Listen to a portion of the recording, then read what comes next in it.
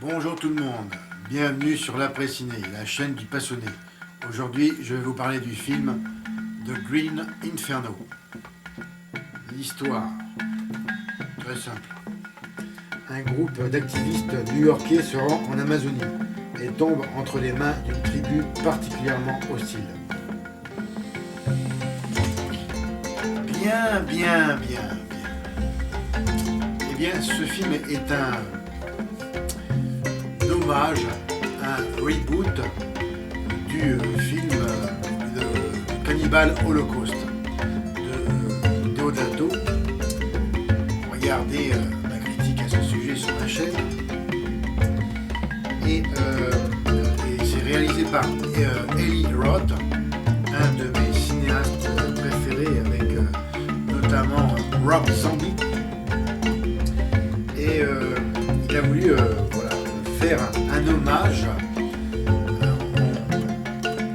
en adaptant une histoire quand même qui est assez différente de l'œuvre, de la bouche de Deodato,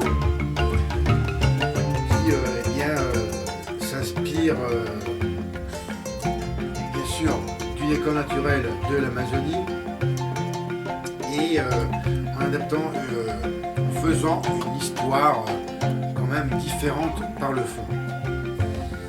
Ce scénario, eh bien, il est simple, mais je l'ai trouvé efficace. C'est bien structuré. Parce que vraiment, j'ai tout de suite été sensible déjà à la mise en place des protagonistes.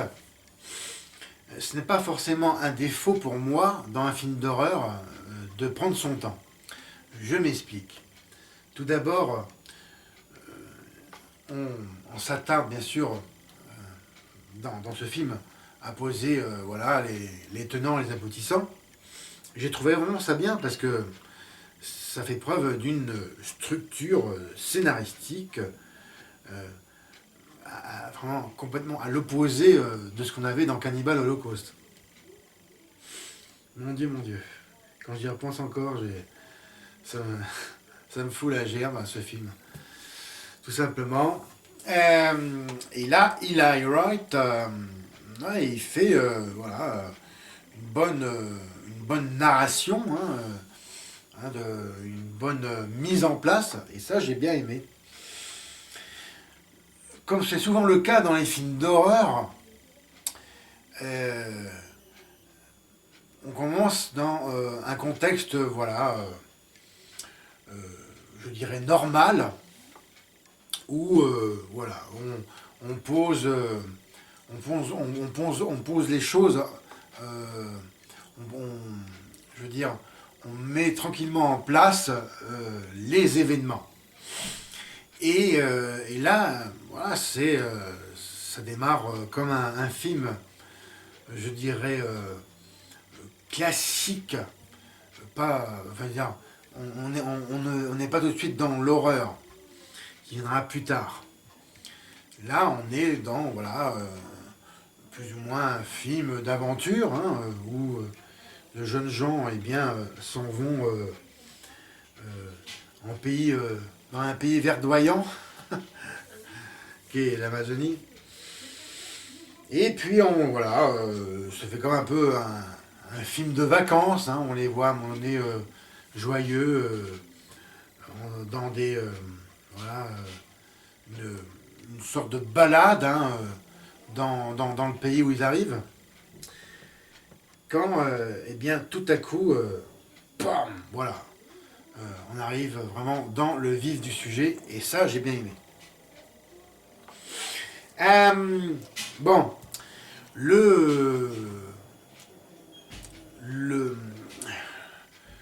L'esprit même du film est bien sûr horrifique, mais pas que. J'ai trouvé qu'il y avait aussi une histoire un peu sociale, on va dire sociale, sur fond de problèmes ethniques, et je dirais aussi un problème écologique voilà, un fond socialo, enfin socialo, je ne peux pas dire ça, mais je veux dire, je dirais plutôt écologique et voilà, problème ethnique. Voilà. Je ne peux pas vraiment dire parler de social, non. Ça, je pourrais par contre dire c'est un problème de société, voilà. Hein, c'est-à-dire la confrontation entre le monde moderne et eh bien, le monde ancien. Voilà. Forcément, les us et coutumes d'antan ne sont pas les mêmes qu'aujourd'hui. Et surtout, en ce qui concerne la législation. Le droit des uns n'est pas forcément le droit des autres. Et vice-versa. Et j'ai trouvé ça intéressant en comparant eh bien, ces deux sociétés, hein, celle qui est antique et moderne. Donc forcément, moi je suis tout de suite pour la société moderne, puisque eh bien, ces barbares qui sont eh bien, des cannibales sont vraiment voilà, pour moi les vrais ennemis. Mais j'ai trouvé quand même dans un contexte plus plus voilà, j'ai trouvé quelque chose de plus juste, je pourrais dire, dans eh bien, l'interprétation des valeurs. Voilà. Je ne sais pas si vous arrivez à comprendre ce que je veux vous dire, mais ce que je veux simplement essayer d'expliquer, c'est que les valeurs anciennes, ancestrales, bien sûr, sont forcément différentes de celles d'aujourd'hui. Mais la moralité, si je peux dire, de l'histoire, qu'est-ce qui est le plus dégoûtant? Et là, Eli Roth, j'ai trouvé que, bien, dans le film, voilà,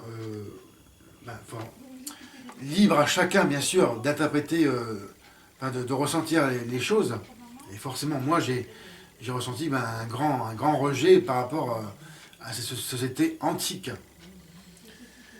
Mais faut-il comprendre dans ce message, est-ce la société moderne qui est plus terrible que l'autre ou inversement? Bon, j'ai trouvé sympa que, enfin, pas sympa, mais je veux dire, j'ai trouvé intelligent de pouvoir laisser la liberté aux téléspectateurs, eh bien, de se mettre soit dans le camp des cannibales, enfin, pas forcément dans le camp des cannibales, mais enfin, au moins essayer en fait de comprendre le comportement de chacun et de laisser eh bien, une part de, je dirais, ouais, je peux dire compréhension ou d'empathie pour l'un ou pour l'autre, l'un ou l'autre camp. Bon, forcément, moi, j'ai plus l'empathie pour le camp moderne que antique. Hein. Mais j'ai trouvé cette idée, ce fil conducteur, intéressant. Bon. Après, bien sûr, libre à chacun de se positionner par rapport bien à son ressenti. Même si ce que je viens de vous dire n'est pas l'essentiel dans le film, mais moi, j'ai ressenti ça, enfin, j'ai interprété voilà, ce que une personne pourrait ressentir pour l'un ou l'autre camp. Alors forcément, moi, je suis dans le camp des modernes, hein, bien évidemment. Mais voilà, c'est une question que je vous pose d'ailleurs dans ce film. Êtes-vous voilà, êtes-vous empathique par rapport à l'un ou à l'autre camp? Après, bon, c'est beaucoup plus subtil que dans le film de Deodato, bien sûr. Là, c'est plus, voilà, c'est plus retenu. D'ailleurs, Eli Roth, bon, bien sûr, il y a des scènes extrêmement gore et terribles, mais voilà, il n'en a pas rajouté. Il a juste fait le bon dosage de ce point de vue-là. Et voilà, je voulais vraiment insister là-dessus, qu'il ne fait pas dans l'outrance, comme l'avait fait l'autre dans Cannibal Holocaust. Et surtout, je suis vraiment reconnaissant à Eli Roth de ne pas avoir massacré des animaux. Comme dans le film de Deodato. Non. Là, vraiment, il fait quelque chose voilà, de divertissant. On éprouve du plaisir dans ce film parce que il y a un bon suspense quand même. Il y a des scènes horribles, mais sans overdose. Et il a fait, j'ai trouvé, vraiment du bon travail dans son ensemble. Pour l'instant, je vous parle des choses qui sont bien. Après, bon, je vais vous dire d'autres choses. Hein, et je vais aussi révéler quelques eh bien, détails, ce qu'on appelle les spoils. Alors à ce moment-là, je vous préviendrai, bien évidemment, et je vous inviterai à voir ce film si vous ne l'avez pas déjà vu, et vous reviendrez ensuite, à ce moment-là, dans ma critique. Roth a vraiment fait un travail soigné, déjà au point de vue de l'image du film. C'est vraiment primordial. Si vous avez dans un film une mauvaise image, je peux vous garantir, une mauvaise photographie, un mauvais cadrage, une mauvaise manière de filmer, eh bien, même si l'histoire est intéressante, vous avez des super acteurs et actrices, ça vous fait un film pourri, tout simplement. Et là, vraiment, Roth maîtrise son sujet. C'est vraiment chouette à voir, ce film. C'est vraiment très coloré. Les effets spéciaux gore, ils sont, bon, dans l'ensemble, vraiment réussis, à part que si on est attentif, si l'on prête l'œil en détail, bon, forcément, par exemple, à un moment donné, on voit un bout de cadavre, on voit quand même que ça fait plastique. Hein. Ça fait pas vrai. Bon, c'est juste, bon, voilà, flagrant quand on y regarde de près. Et sinon, au niveau gore eux-mêmes, les effets sanguins sont bien faits. Je pense notamment à la séance où quelqu'un se fait découper. Ouais. C'est vrai que c'est le moment fort, un des moments forts du film. Et, maintenant, en concernant le jeu des acteurs et actrices, ben, rien de bien transcendant de ce côté-ci, par contre, du film. Non pas que les acteurs et actrices jouent mal, mais c'est quand même moyen dans l'interprétation générale. En plus, bon, il n'y a pas d'acteur, actrice connu, en tout cas que moi je connaisse. C'était vraiment la première fois que je les voyais à l'écran. Ils ne m'ont pas laissé une impression voilà, vraiment satisfaisante en général. Je dirais quand même que c'est moyen. C'est correct, moyen. Ils font le travail, mais il n'y a pas vraiment quelqu'un qui se démarque du lot. Au niveau du casting. La musique, la bande originale. Bien, oui. Elle colle bien à l'ambiance du film. Hein, ce côté tribal qui est observé par moments. Voilà, elle est assez discrète, mais elle revient. Hein, elle est omniprésente dans le film. Et j'ai trouvé qu'elle était bien dosée. Alors, il y a maintenant certains points dont je vais vous parler, hein, ce qu'on appelle les spoilers. On voit à tout le monde qui n'ont pas vu ce film. Et re-bienvenue à ceux qui restent. Bien. Il y a 3 choses qui ne m'ont pas plu dans le film. Bon, déjà, il y a voilà, certains effets spéciaux, hein, ce qu'on appelle les CGI, qu'on voit, bon, c'est pas extraordinaire. Ça fait vraiment digital. Je pense à la scène où on voit eh bien, cette panthère, c'est un cougar blanc, il me semble. Non, un cougar noir, qui est censé être le gardien de la forêt, en quelque sorte. Ben, on le voit, enfin, je vois que c'est pas un vrai, quoi. Ça fait digital. Bon, on y prétend l'œil, hein. Bon. Deuxième point,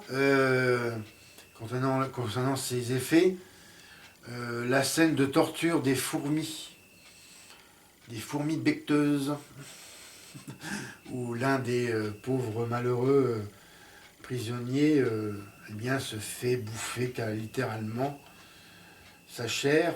Bon, on voit que oui, forcément, ça fait pas vrai. Mais bon, ça aurait été vraiment un vrai défi de faire ceci avec des vraies fourmis. Ça fait pas vrai, mais ces 2 effets-là sont pas dégueulasses. Je veux dire par là, ils sont pas au rabais. Quand même, il y a un minimum. Maintenant, concernant 2 aspects du scénario, dont surtout un aspect ça va être la deuxième question que d'ailleurs je vais vous poser pour ceux ou celles qui ont vu ce film. Alors, il y a un moment donné où il projette une fille qui est prisonnière, projette de s'évader. Ce qu'elle fait ensuite, on la voit, elle sort de la cage, et elle court. D'ailleurs, c'est une bonne séquence, je dirais, de suspense, puisqu'elle court, elle s'enfuit direction la rivière, où on voit une espèce de barge, peut-être la barge où ils ont amené les prisonniers, pour pouvoir, je suppose, s'enfuir dans la barge. Et puis là, on la voit courir, et d'un coup, hop, elle tombe dans cette barge, et rideau. On ne saura jamais dans le film qu'est-ce qu'elle est devenue. Est-ce qu'elle elle a été repérée par les cannibales? Est-ce qu'elle est morte d'épuisement? Est-ce qu'elle s'est noyée? Est-ce qu'elle est restée dormir dans le canot de sauvetage? Enfin, le canot de sauvetage, dans la barge? Est-ce qu'elle est repartie ensuite en courant dans la forêt? Voilà, ça c'est vraiment le genre de choses, des détails quand même qui est important dans le film, et qui est carrément occulté. Et ça, je déteste ça vraiment. Je suis vraiment trop frustré. Vraiment trop frustré. En plus, la fille, elle était jolie. Hein, et puis, elle avait promis à sa copine, parce que c'est une lesbienne dans l'histoire, ils sont un couple de lesbiennes, elle avait promis à sa copine de revenir la chercher. Bon, ça, c'est vraiment, ça m'a pas plu. Et à la scène finale, c'est-à-dire durant le générique, il y a une altération de l'image où est présentée comme une réception d'images satellites, où on voit, où l'on devine en fait le seul qui restait à la fin dans le film, c'est-à-dire le chef des activistes, j'ai oublié son nom, bref, Et on le voit visiblement en train de marcher dans la jungle qui a été repérée par une image satellite. Oui, c'est vrai, en plus, il était resté tout seul et encore, on ne saura jamais dans le film, ou je ne sais pas s'il va être... il va en être question dans les éventuels bonus dans le DVD. DVD, au fait je le cherche, bien sûr, en occasion, je ne l'ai pas trouvé. Donc, je verrai si il existe une version collector en œuvre. Donc je pense que là, je l'achèterai parce que quand même, j'ai été quand même intéressé par ce film. Et voilà, et on ne saura jamais s'il s'en est sorti comme la fille. Il a pu sortir de la cage et s'enfuir. Ou alors, est-il devenu lui-même un membre des cannibales? Vu que, dans l'histoire, la bonne majorité de ces mangeurs d'hommes se fait décimer par la milice armée qui protège ceux qui sont en charge de la déforestation de l'Amazonie. Le mystère est entier. C'est vraiment désagréable parce que, je suis resté sur ma faim. Et ça, vraiment, c'est une chose que je déteste. Mais cependant, ça n'enlève pas à la qualité du film. Mais ces deux points de détail dans le scénario, c'est un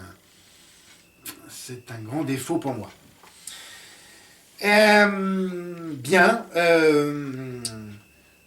Qu'est-ce que je pourrais aussi vous parler que j'aurais pas forcément apprécié? En y repensant bien, je pense avoir fait le tour de la question.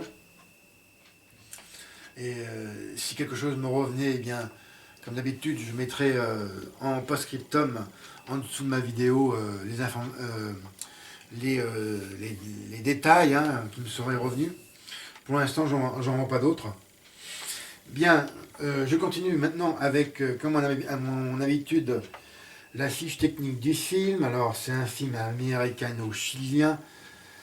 Sorti, alors il faut savoir qu'il est sorti en e-cinéma. D'ailleurs, j'ai trouvé dommage qu'il n'a pas pu être en projection en salle. C'est dommage. Bon, vraiment un problème de production du film. Bon, il faut quand même savoir que ce film il a été fait pendant l'année 2012. Donc ça fait quand même pas mal de temps pour pouvoir sortir ce film. Vraiment, il y a eu un blocage malheureux. C'est dommage. Alors c'est bien sûr, je le rappelle, réalisé par Eli Roth. Sorti en DVD et Blu-ray. Il est sorti cette année, le 6 janvier, sortie commune en cette même date. Il faut savoir qu'il a été nommé en première, hors compétition. Il a eu une nomination pour le Festival du cinéma américain de Deauville 2015, en ce 4 septembre dernier. Excusez-moi. Un petit chat qui passe par-ci par-là dans ma gorge. Maintenant, voilà, ma petite rubrique. Le saviez-vous? Différentes annotations et faits de tournage. Secret de tournage aussi. Des figurants pas comme les autres. Lorsque Eli Roth et son équipe ont proposé aux autochtones de participer au tournage en tant que figurants, ils furent surpris d'apprendre que tous n'avaient jamais regardé le film de leur vie. C'était vraiment de parfaits ignorants. En la matière, Le réalisateur s'est donc doté d'une télévision et d'une copie du mythique, de la bouse intersidérale Cannibal Holocaust, et je le redis haut et fort, et a entrepris de leur faire découvrir le cinéma. Ravis, les villageois ont accepté de se lancer dans l'aventure. Tournage. Pour les besoins du film, l'équipe de tournage s'est rendue au Chili et au Pérou durant l'automne 2012. Une autre partie du tournage s'est déroulée à New York. Et de deux, c'est la deuxième fois que Richard Burgi, qui avait joué dans Desperate Housewives et Vendredi 13, tourne sous la direction d'Eli Roth après Hostel chapitre 2 en 2006.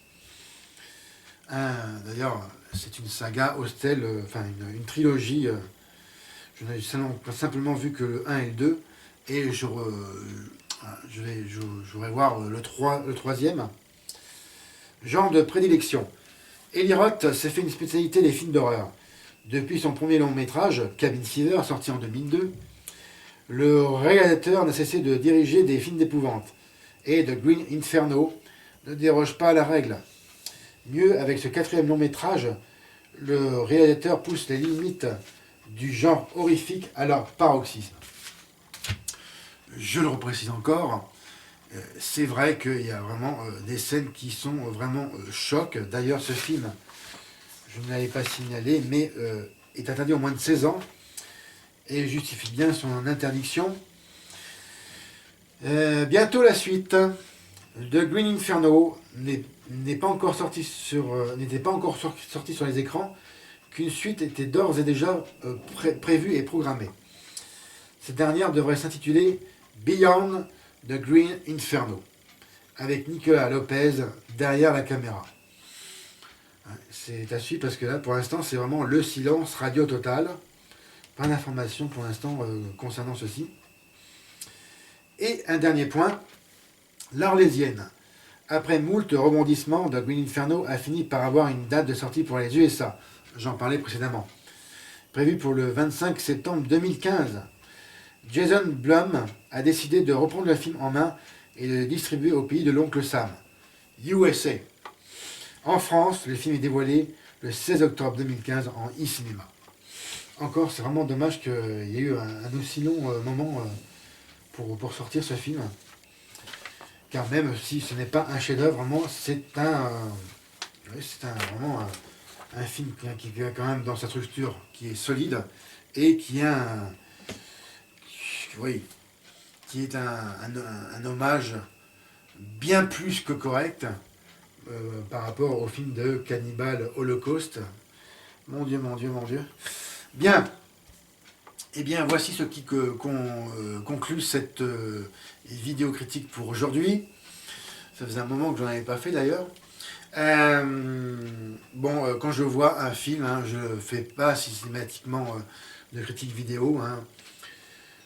Maintenant, je la fais plus sur mon compte Twitter, l'après-ciné. Alors, n'oubliez pas de me suivre pour être un followers. Et comme d'habitude, regardez et partagez mes autres vidéos. Laissez-moi vos commentaires, ainsi qu'un M si vous avez aimé. Une précision concernant ma première foire aux questions, que je compte faire d'ici à la fin du mois, peut-être la semaine prochaine, je vais voir. Peut-être ce week-end, tout dépendra. Alors, tout d'abord, je remercie à toutes les personnes qui m'ont posé des questions, vraiment. J'en ai pas mal. Et il va falloir que je fasse le tri, que je prenne les sujets, les questions qui pour moi sont les plus intéressantes. D'ici là, continuez à m'en poser concernant tout ce qui concerne ma passion pour le cinéma en général, aussi tout ce qui concerne bien moi, hein, bien sûr, sans me poser bien sûr de questions trop indiscrètes, et je me ferai un plaisir, hein, de vous y répondre dans cette toute première foire aux questions, hein, FAQ, appelée plus communément.